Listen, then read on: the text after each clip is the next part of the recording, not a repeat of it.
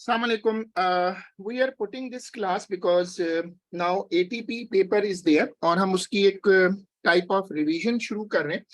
ATP हमारा एक separate paper है, पेपर 4 आपको पता है। और ये जो पेपर है ये काफी छोटा सा पेपर होता है और अब इन्होंने इसको अपडेट किया इस साल से।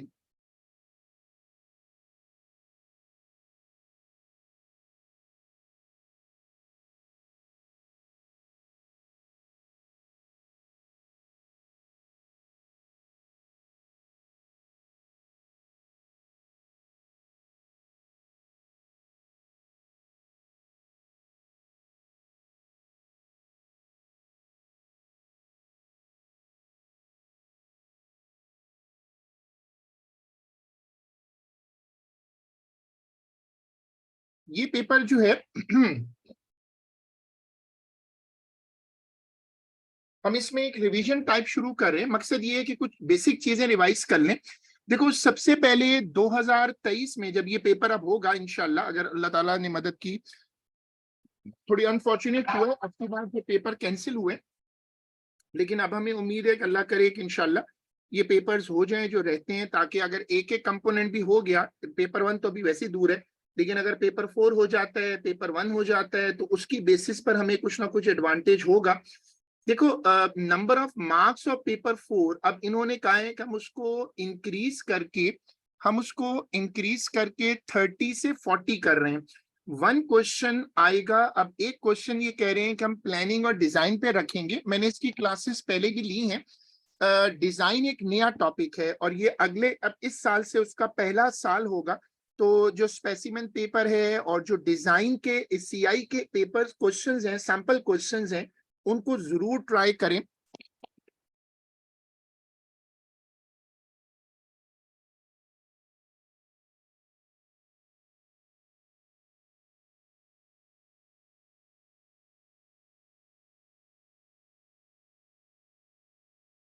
ठीक है, अब इसमें पेपर 4 में ये 3-4 चीजें, इनको एक मर्तबा जरूर देख लें।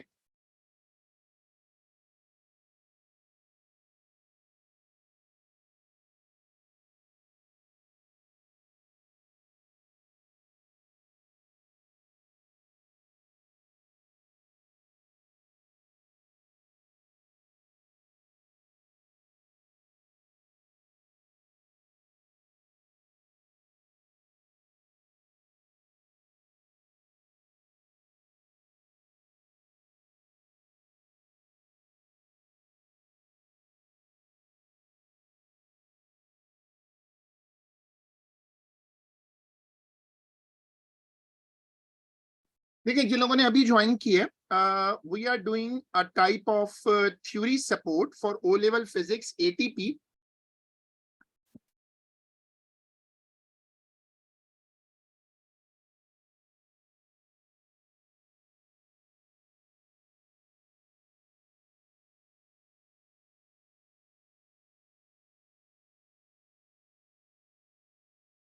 अब इसमें हमने पहले ये डिस्कस किया कि हमारे इस कोर्स में कौन कौन से अपडेट्स हुए पेपर 4 के लिए। एक तो हमने देखा कि सीआई मार्क्स चेंज कर रहा है और जो मार्क्स हैं अब वो 30 से इन्होंने कर दिए हैं 40। फिर दूसरी चीज ये है कि इन्होंने एक क्वेश्चन ऐड करने का कहा है इस साल से, that is on planning and design. Paper 4 alternative to practical जो है उसको उन्होंने थोड़ा सा रिस्ट्रक्चर किया। जो स्पेसिमेन पेपर मैंने करवाया था और जो मैंने आपको प्लानिंग के क्वेश्चंस करवाए थे उनको जरूर देखें। मैं अभी जो काम शुरू कर रहा हूं उसका मेन पर्पस ये है कि हम कुछ रिवीजन की चीजें कर लें। आपको कोई खास कॉपी नोट्स बनाने की जरूरत नहीं है, लेकिन जैसे मैं आपको बताता जाऊंगा, जो चीज आपको कॉपी करनी हो वो मैं आपको बता दूंगा। ये बेसिकली ड्यूरिंग द सेशन भी मैंने कुछ इस पे क्लासेस ली हुई हैं, लेकिन चूंकि अब आगे पेपर 4 है सामने, तो हम इसको थोड़ा सा रिवाइज कर रहे हैं, रीबिल्ड कर रहे हैं। देखो, एटीपी में जो मेन टॉपिक्स आते रहे हैं उसमें है measuring instruments, oscillations, optics, heat, electricity में mainly circuit and Ohm's law. तो अब आप ये वाली स्क्रीन कॉपी कर लो, एक अलग रजिस्टर अगर है तुम्हारे पास या अलग सेक्शन बना हो,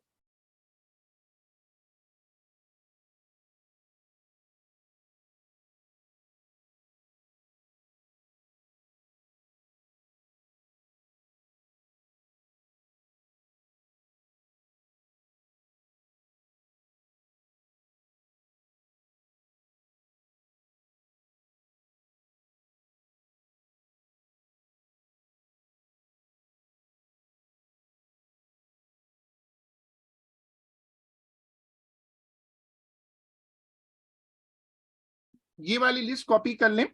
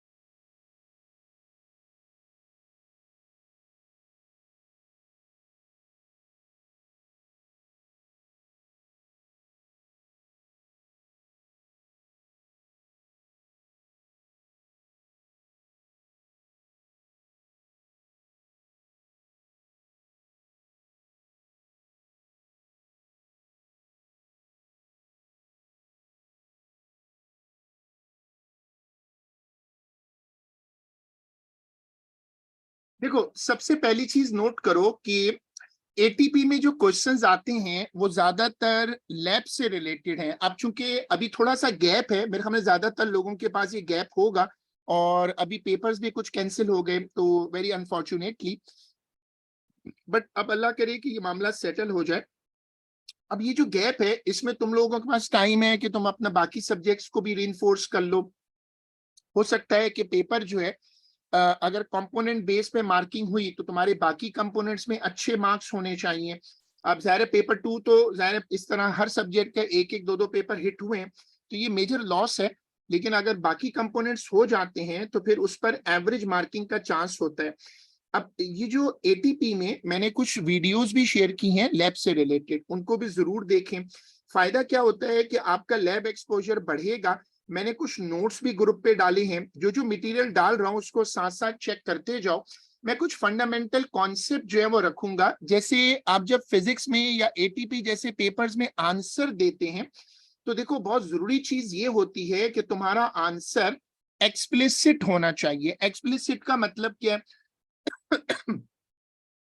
एक्सप्लिसिट का मतलब है कि जैसे तुम्हें पूछा जाए कि हाउ यू मेजर टेम्परेचर, तो उसमें आएगा लिक्विड इन गिलास थर्मोमीटर, कोई नाम बताओगे, कोई पर्टिकुलर तरीके से तुम उसको परफॉर्म करोगे। तो एक्सप्लिसिट आंसर जो है वो क्या होता है? एक्सप्लिसिट आंसर जो है वो क्या होता है कि जिसमें तुम बिल्कुल क्लियर अपने आंसर को नरेट करते हो।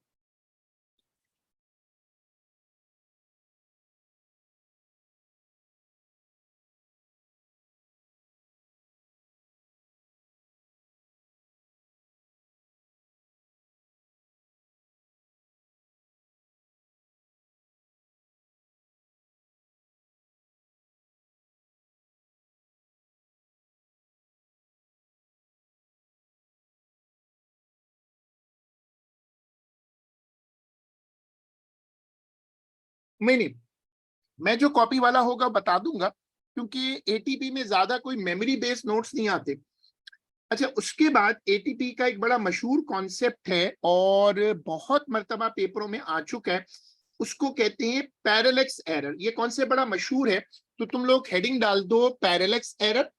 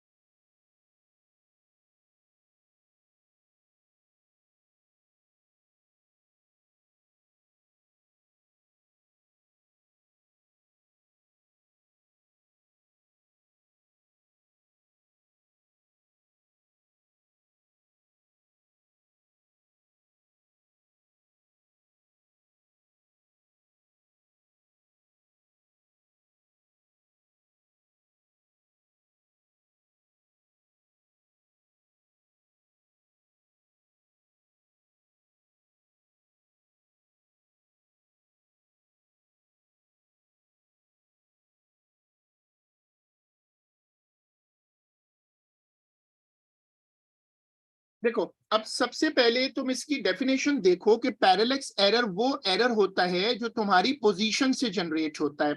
अब जैसे अगर तुम किसी चीज को बिल्कुल सामने से देखो, ये तो यहाँ ये एंगल 90 है, बिल्कुल सीधा दिखेगा। अगर तुम उसको किसी एंगल पर खड़े होकर देखो तो वहां से तुम्हें रीडिंग डिफरेंट दिखेगी। जो ह्यूमन आई का इंटरफेस होता है वो बिल्कुल स्ट्रेट लाइन में जाता है। जो ह्यूमन आई का इंटरफेस होता है वो स्ट्रेट लाइन में जाता है, और इसीलिए अगर आप किसी चीज को देखें, जैसे ये है ना, अगर आप इसको एक साइड पर से खड़े होकर देखें तो आपका आंसर डिफरेंट आएगा। इसको कहते हैं पैरेलक्स एरर। पैरेलक्स एरर हटाते कैसे हैं कि in order to avoid parallax error the axis of sight must be perpendicular to the scale, यानी ये इसका सही तरीका है।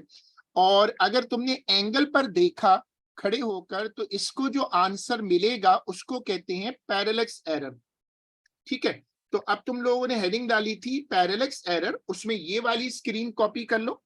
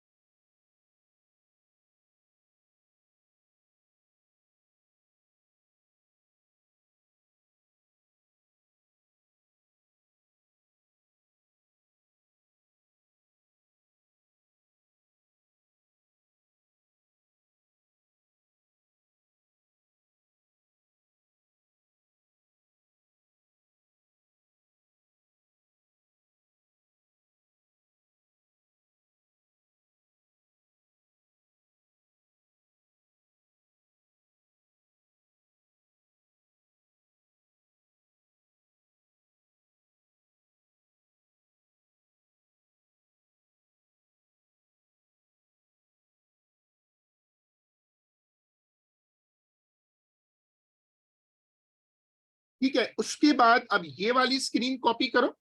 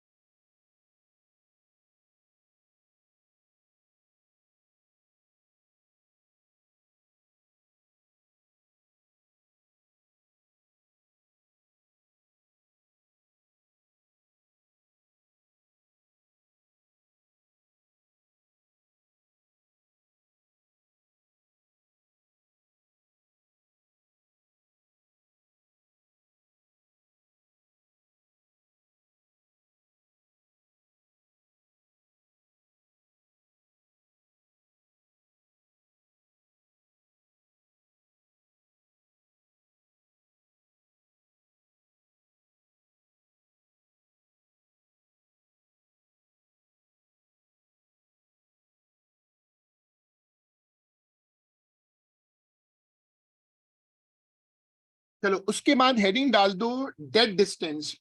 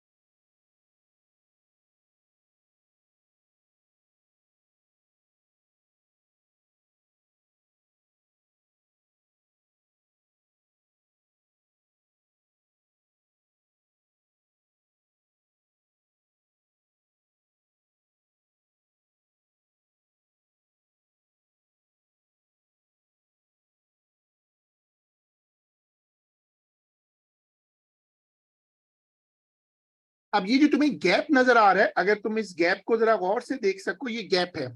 जब हम किसी चीज को रीड करते हैं तो वहां पर एक गैप आता है। अगर वो गैप मौजूद हो तो उसको कहते हैं डेड डिस्टेंस। इसको कवर कैसे करते हैं, गौर से देखना। इसको कवर करने के लिए लगाते हैं सेट स्क्वायर। सेट स्क्वायर क्या करता है, उस गैप को खत्म कर देता है। एक और तरीका जो पेपर में तुम लिख सकते हो है, वो है प्लम लाइन। तुम ऐसे प्लम लाइन लटका दो। जब तुम ये प्लम लाइन लटकाओगे तो इससे भी गैप खत्म हो जाएगा। जब तुम्हारे टारगेट और मीटर रूल के बीच में गैप हो तो उस गैप को कहते हैं डेड डिस्टेंस। देखो ये भी डेड डिस्टेंस है। अच्छा, अब उसके बाद तुम हेडिंग डाल ली थी तुमने डेड डिस्टेंस, और उसमें तुम ये वाली डायग्राम कॉपी कर लो। ये वाली डायग्राम कॉपी कर लो।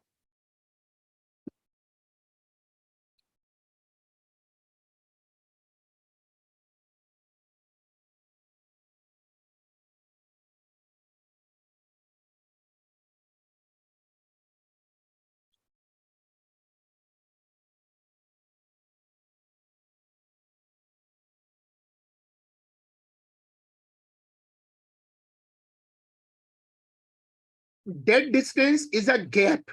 Dead distance is a gap between the instrument and the target. ये नीचे लिख लीजिएगा।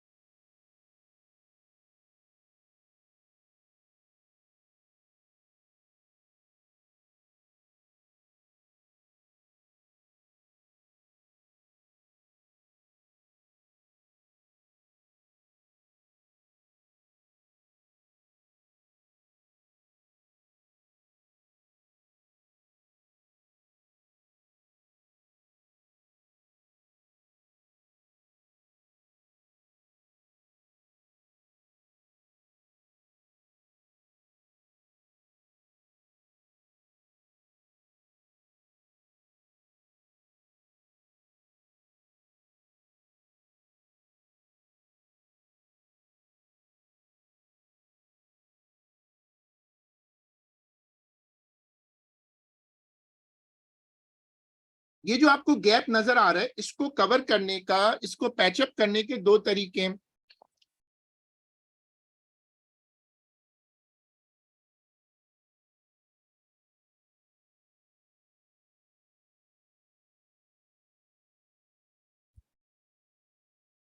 देखो ये जो लेंथ है ना, ये जो गैप है, इसको कवर करने के दो तरीके। नीचे लिख लो कि gap can be covered either by using set square. नीचे लिख लो gap can be covered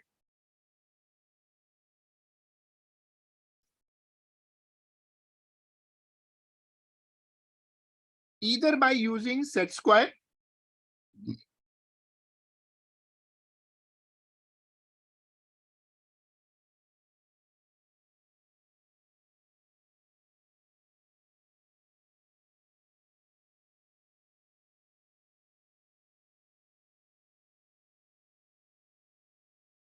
either by using a set square or using a plumb line.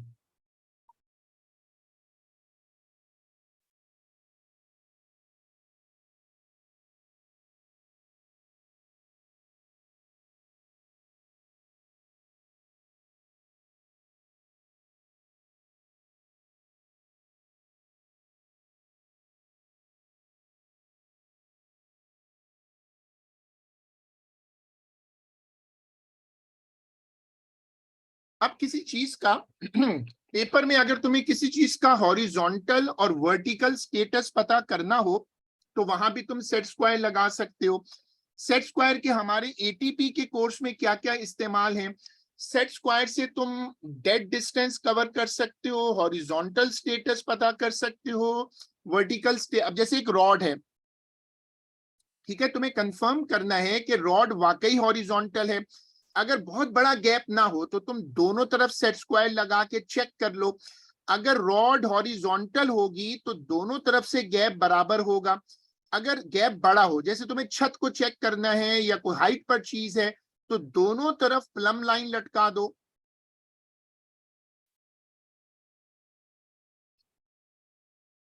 Vertical status, ये सेट स्क्वायर इसको भी कंफर्म कर सकता है ऐसे रखकर, लाइक दिस।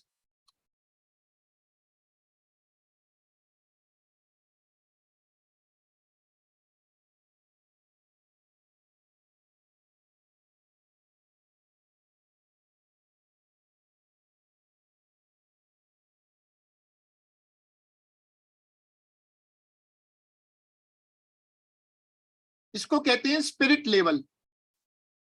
ये भी कंफर्म कर सकता है कि तुम्हारा ऑब्जेक्ट हॉरिजॉन्टल है या नहीं।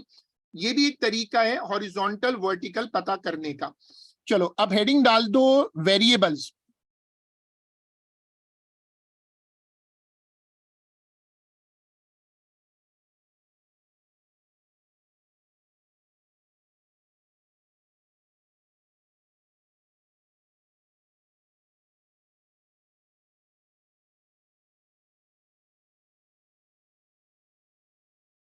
वेरिएबल्स दो तरह के होते हैं, एक कहलाते हैं इंडिपेंडेंट वेरिएबल और दूसरे कहलाते हैं डिपेंडेंट वेरिएबल। ये जो इन्होंने अभी सिलेबस अपडेट किया है इसमें तुम्हें ये कॉन्सेप्ट मिलेगा वेरिएबल्स का। और ये जो कॉन्सेप्ट है वो ये है कि जिस चीज को तुम खुद बदलते हो उसको कहते हैं इंडिपेंडेंट वेरिएबल, और उससे जो चीज बदलती है वो कहलाती है डिपेंडेंट वेरिएबल।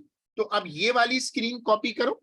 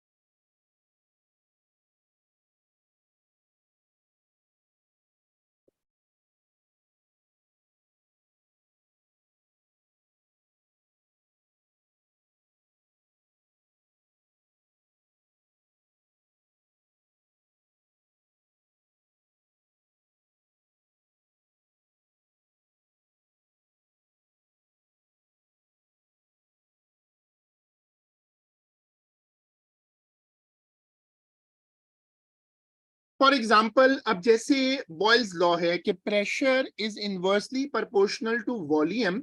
प्रेशर जो है वो वॉल्यूम, और प्रेशर और वॉल्यूम आपस में इनवर्सली प्रोपोर्शनल होते हैं।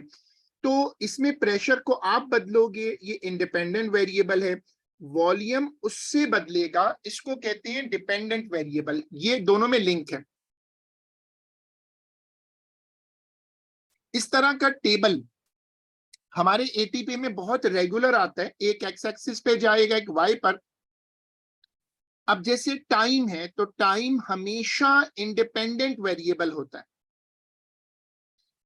Temperature is recorded at regular intervals of time, एक बड़ा कॉमन मशहूर कॉन्सेप्ट है। आपने टेम्परेचर नोट करना, हम उस दिन एक पेपर कर रहे थे उसमें भी आपने देखा था कि वो रेगुलर इंटरवल पे ना टाइम नोट कर रहा था। तो temperature is recorded at regular intervals of time, तो उसमें देखो टाइम एक्स एक्सिस पे आया हुआ है। चलो अब हेडिंग डाल दो प्रोपोर्शनैलिटीज।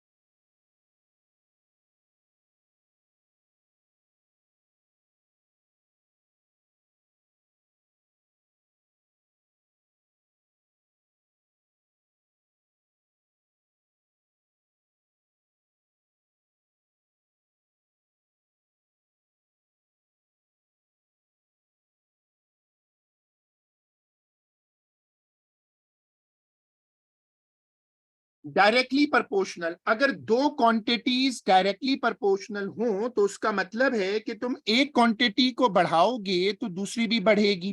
ग्राफ बनेगा तो एक्स एक्सिस ओरिजिन से पास करेगा, जो उनकी रेशो है ना वो कांस्टेंट रहेगी। देखो डायरेक्टली प्रोपोर्शनल में ये स्केच बनता है, जब दो चीजें डायरेक्टली प्रोपोर्शनल होती हैं तो उनकी रेशो हमेशा सेम होती है। चलो ये कॉपी कर लो।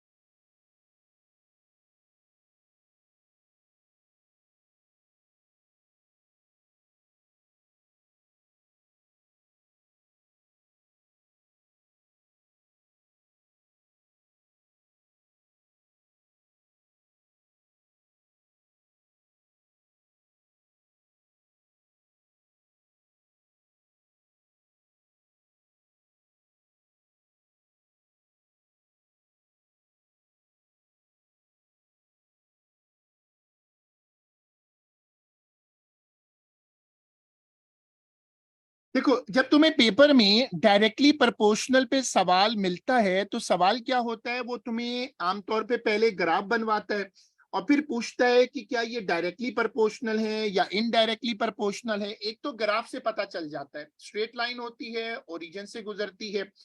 दूसरी चीज क्या होती है कि जब तुम उसकी रेशो बनाते हो तो रेशो तकरीबन कांस्टेंट आती है।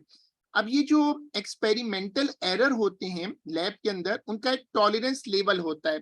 जब तुम लैब में जाकर कोई परफॉर्म चीज करते हो ना, तो जैसे इंशाल्लाह ए लेवल में अगर आप फिजिक्स लेते हो तो वहां पर ये परफॉर्मेंस देखोगे कि लैब में काफी एरर आता है।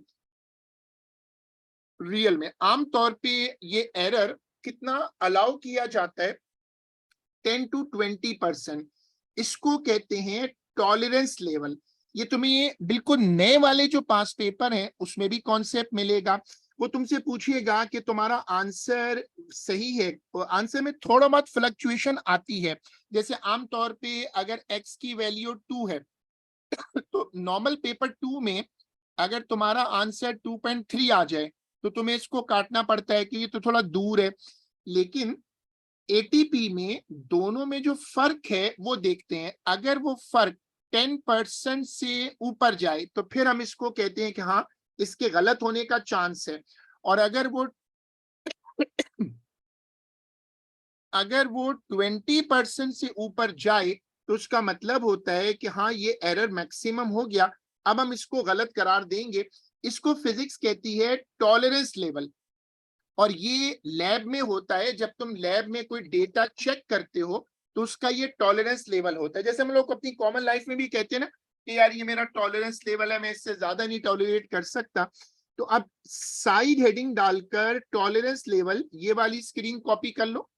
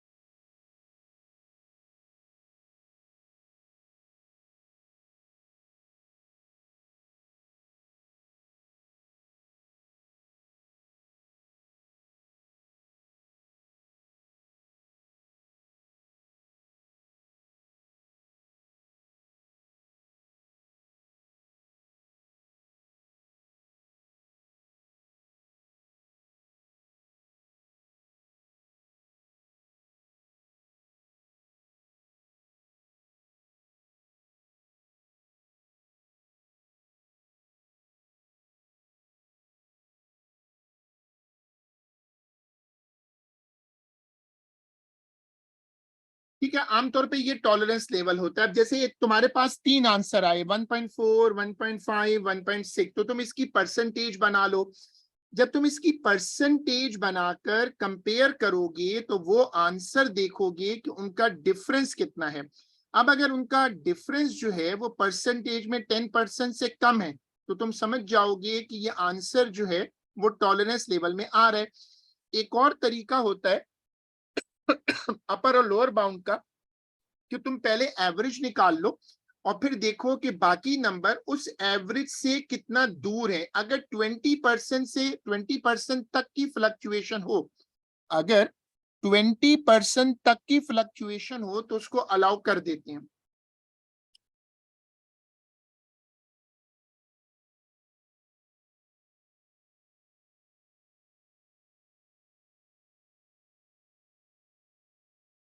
चलो साइड हेडिंग दो, लीनियर रिलेशन।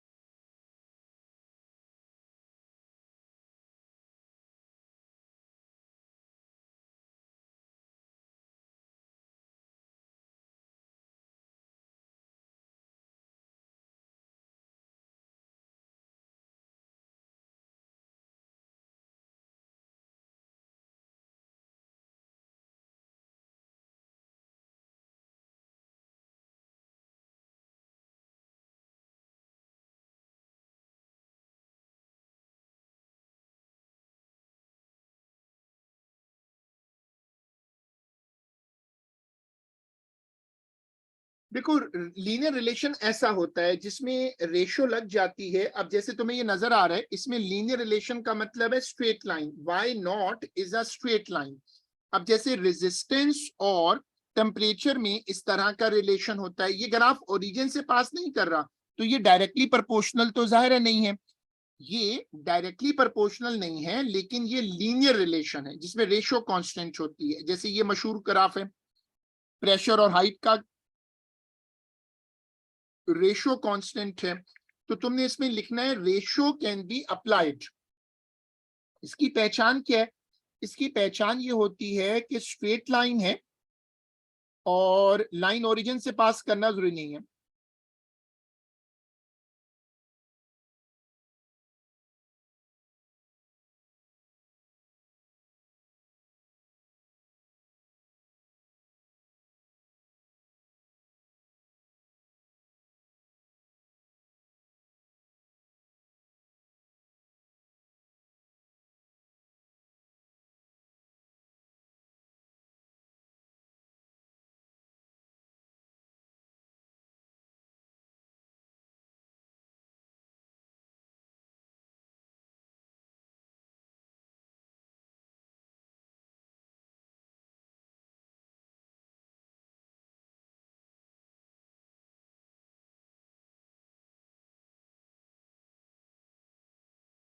चलो अब हेडिंग डालो इनवर्सली प्रोपोर्शनल।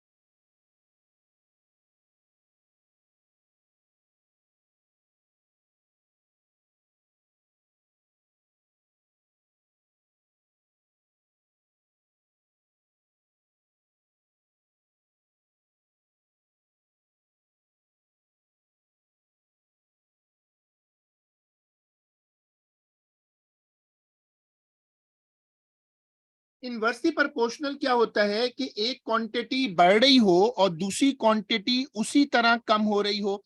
अगर दो क्वांटिटीज इनवर्सली प्रोपोर्शनल हो तो उनके बीच में एक लिंक आता है, दैट इज कॉल्ड कि उनका जो प्रोडक्ट होता है वो कांस्टेंट होता है। ये तुम्हें एटीपी में ये चाहिए। देखो एटीपी में थ्योरी नहीं आती, व्हाट इज इनवर्सली प्रोपोर्शनल ये तुम्हें नहीं चाहिए। हाँ, डेटा दिया हुआ हो या ग्राफ बना हुआ हो और वो तुमसे पूछ सकता है कि क्या बताओ ये इनवर्सली प्रोपोर्शनल है या नहीं, वहां इसकी जरूरत पड़ेगी। ठीक है, अब ये वाली स्क्रीन कॉपी कर लो।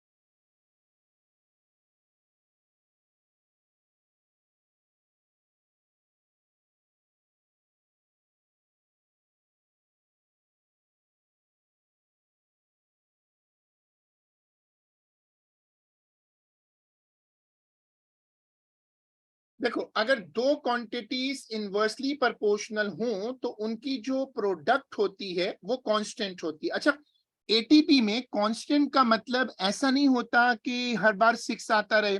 मतलब जैसे तुम्हें यहां नजर आ रहा है ना 6 आ रहे, एटीपी में फ्लक्चुएशन होती है, लेकिन वो फ्लक्चुएशन टॉलरेंस लेवल के अंदर होनी चाहिए। अगर वो टॉलरेंस लेवल के अंदर है तो हम उसको कांस्टेंट ही मानते हैं। जैसे अब यहां तुम्हें दो अपर बाउंड लोअर बाउंड नजर आ रहे हैं, तो इसी तरह अब देखो जो इंटरसेप्ट होता है इसमें नहीं होता। जो इनवर्सली प्रोपोर्शनल होता है उसमें ना तो एक्स इंटरसेप्ट होता है और ना उसमें वाई इंटरसेप्ट होता है। अगर किसी डेटा टेबल में एक भी जीरो आ जाए तो वो इनवर्सली प्रोपोर्शनल नहीं हो सकता, क्योंकि वो तो इंटरसेप्ट बन जाएगा। तो ये वाली स्क्रीन कॉपी करें।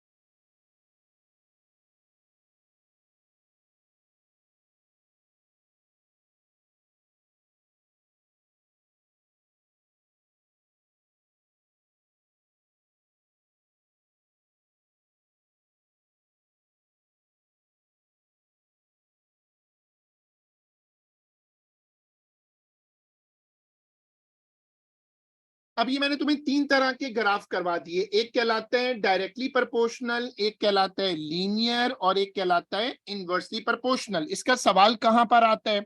वो जो ग्राफ वाला क्वेश्चन आता है ना, उसमें एग्जामिनर ग्राफ बनवाने के बाद पूछता है कि बताओ ये इनवर्सली प्रोपोर्शनल है या नहीं, वहां तुम्हें इसकी जरूरत पड़ेगी इस मेमोरी की।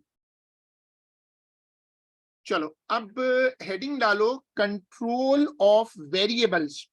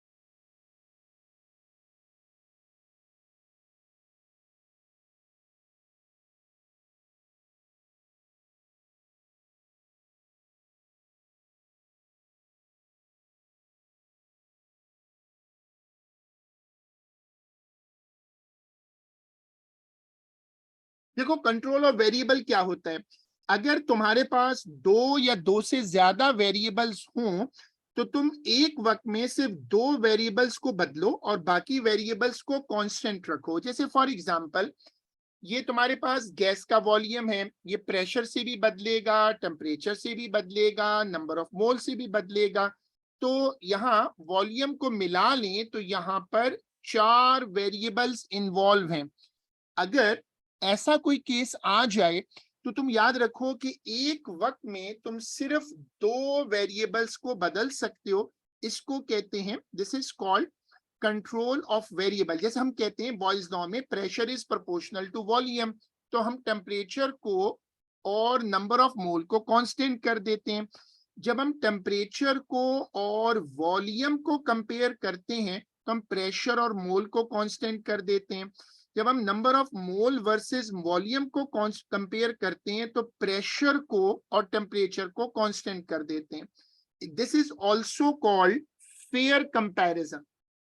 जैसे कूलिंग का बड़ा मशहूर क्वेश्चन है, कई मरतबा पेपर में आ चुका है। वहां एग्जामिनर पूछता है कि भाई आप फेयर कंपैरिजन कैसे करेंगे, तो आप एग्जामिनर को बताएंगे कि जैसे फॉर एग्जांपल ये सवाल है और इसमें दो कंटेनर्स हैं, दोनों में आपने थर्मोमीटर रखे हुए हैं, सेम शेप होनी चाहिए, सेम वॉल्यूम होना चाहिए, सेम इनिशियल टेम्परेचर। इसको कॉपी करने की जरूरत नहीं है, बस इसको एक मरतबा इस पूरी डायग्राम को गौर से देखें।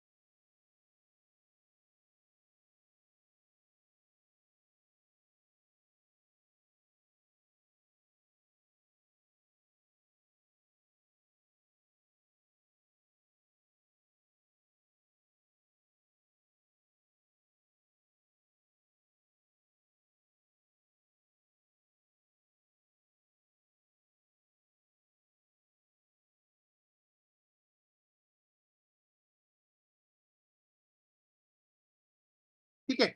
अच्छा अब तुमने हेडिंग डाली थी कंट्रोल ऑफ वेरिएबल, अब ये वाली स्क्रीन कॉपी करो।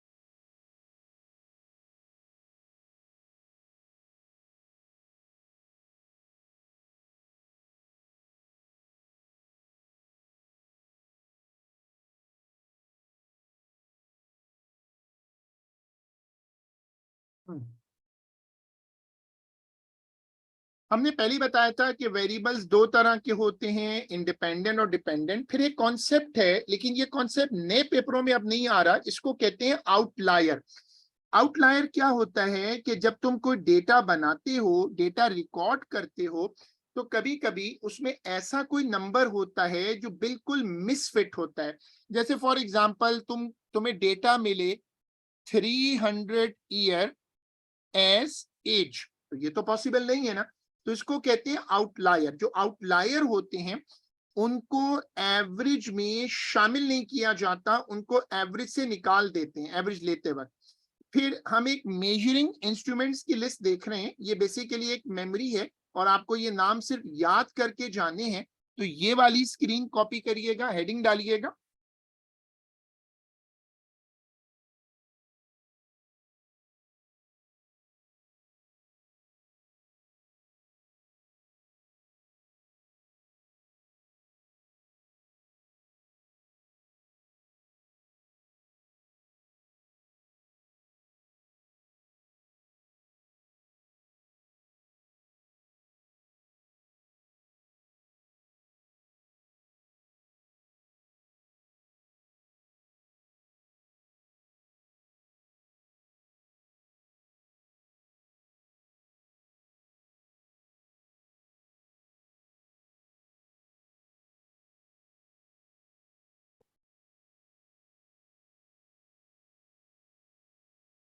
नहीं, असल में वो तो रेंज तो कोई नहीं होती यूसुफ, बस ये नजर आता है ना कि वो बहुत ज्यादा आउट हो, बिल्कुल आउट हो, या थ्योरेटिकली इम्पॉसिबल हो।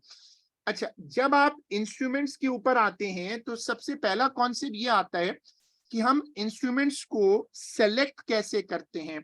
यानी जब कोई इंस्ट्रूमेंट सेलेक्ट करना होता है तो उसका क्या तरीका है।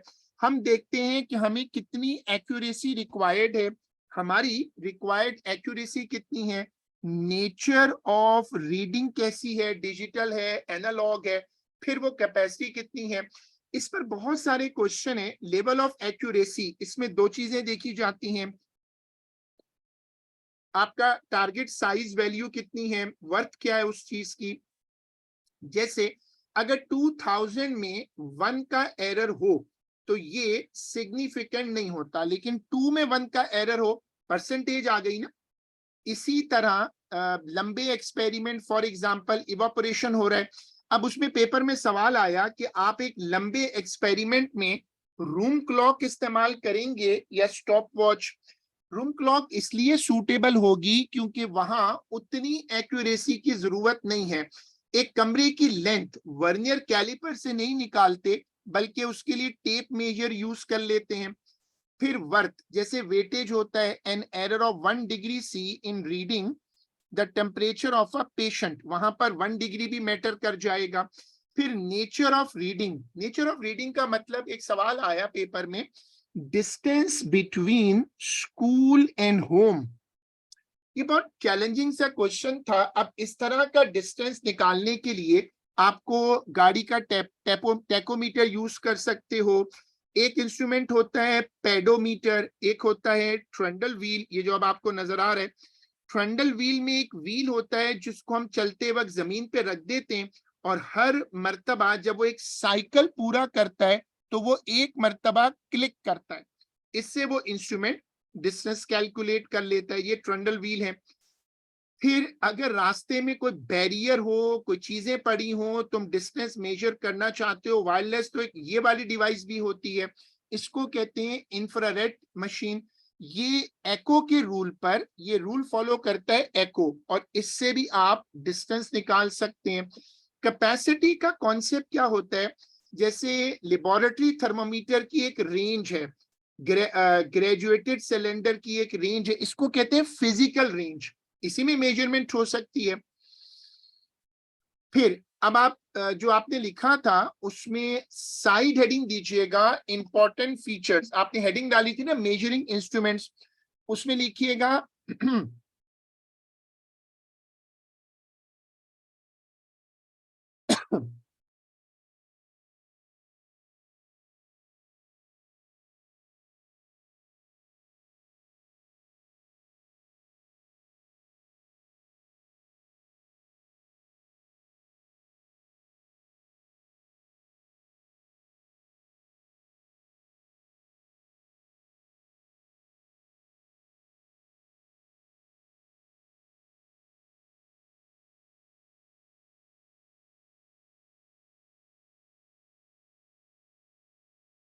इसमें आता है लीज काउंट, नेचर बतानी हो सकती है, नेचर होती है digital, analogue, calibration, zero error, range and sensitivity. ये वाली लिस्ट कॉपी कर लो।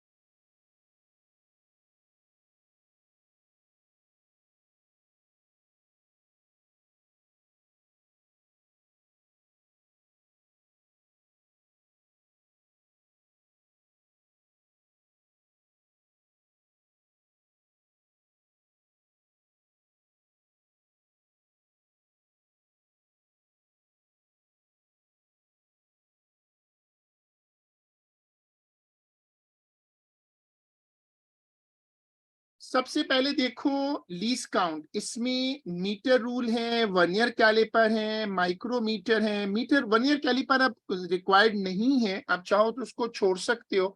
बाकी इंस्ट्रूमेंट्स के लीज काउंट होता क्या है, किसी भी इंस्ट्रूमेंट पर जो सबसे छोटी रीडिंग होती है जो आप नोट डाउन कर सकते हो, उसको कहते हैं लीज काउंट। चलो अब साइड हेडिंग दे दो लीज काउंट, और ये वाली स्क्रीन कॉपी कर लो।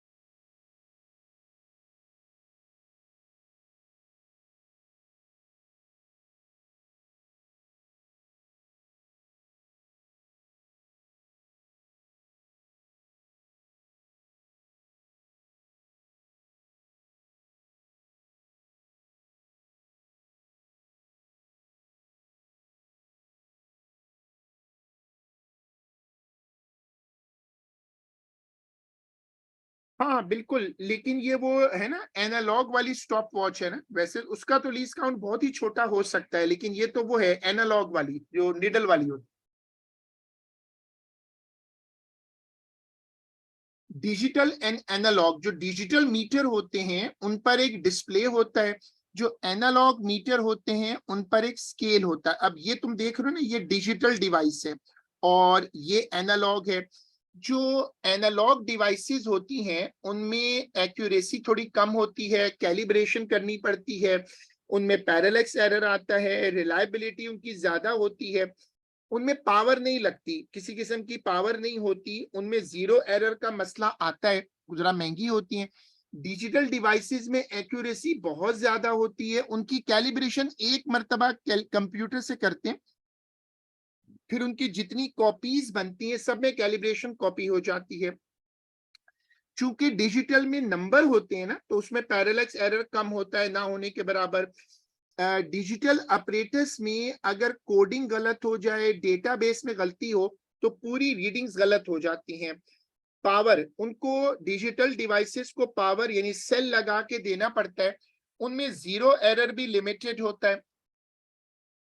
कैलिब्रेशन, अब ये वाली हेडिंग डाल दो, साइड हेडिंग।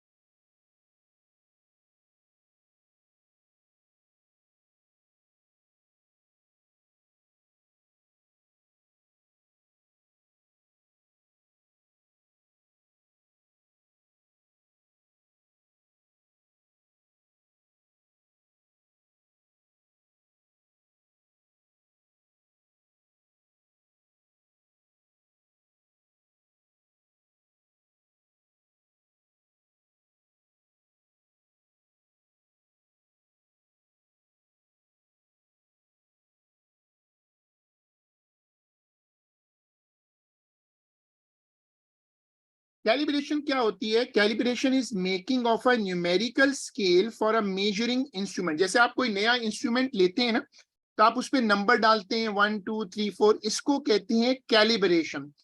अब ये वाली डेफिनेशन कॉपी कर लो।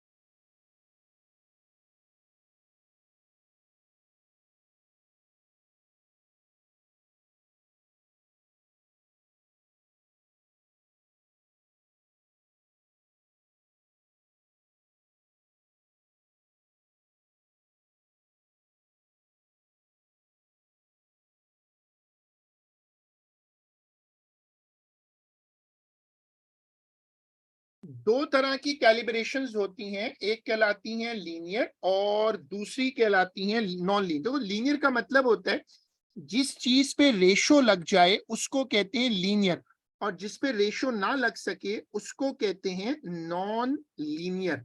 तो ये वाली स्क्रीन कॉपी कर लो।